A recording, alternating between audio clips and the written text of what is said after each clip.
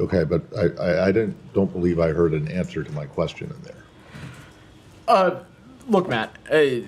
Are they have they met? You guys yourself set this 30-day deadline. Today is the deadline. Did they meet?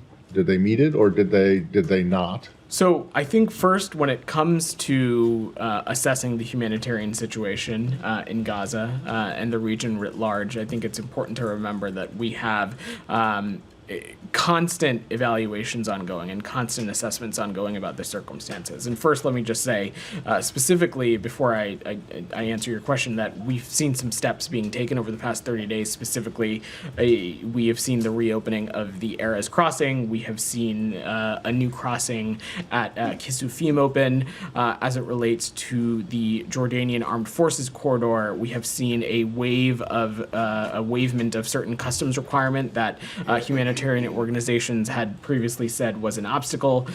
We've also seen some additional delivery routes open within Gaza, including Bani Suhelia Road, expanding the use of the Israeli fence road, as well as repairing the coastal road. We've also seen some deliveries resume and restored in the north, first to Gaza City, and in this most recent week to areas surrounding Jabalia. We've also seen the expansion of the Musavi humanitarian zone, and we have seen the institution of periodic operational pauses. This is all to say, Matt, we at this time have not made an assessment that that the Israelis are in violation of U.S. law.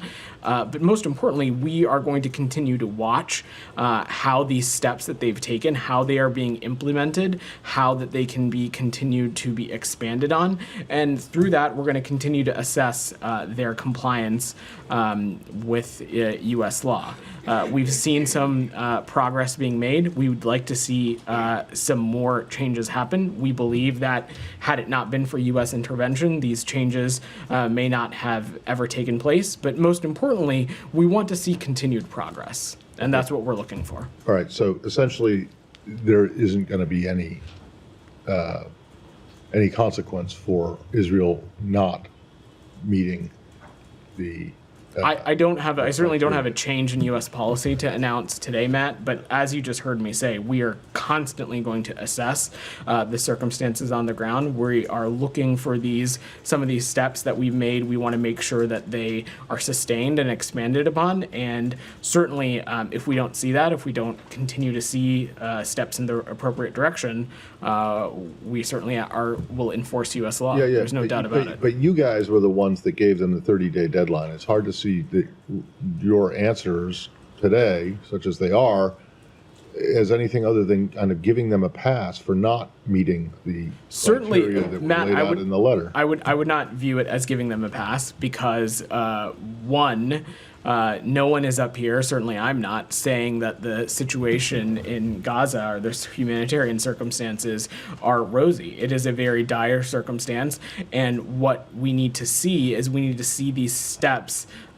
acted on. We need to see them implemented, and the ultimate hope is that through these steps, some conditions have been created in which we can see things like additional aid, additional food trucks, additional measures being taken that ultimately will be beneficial to the Palestinian people in Gaza. That's what we aim to see. And as you've heard me say, and as you've heard Matt and the Secretary say previously, if we don't see steps being taken, we of course will appropriately enforce U.S. law. But correct me if I'm wrong. Isn't that what you guys said a month ago?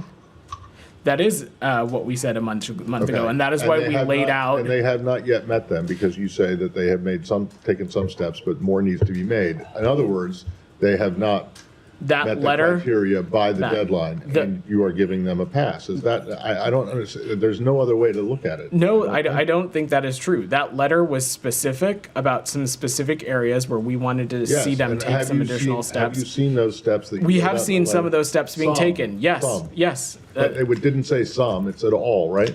Matt, the point is, more than any singular step, we outlined a number of steps that we wanted to see taken. Right.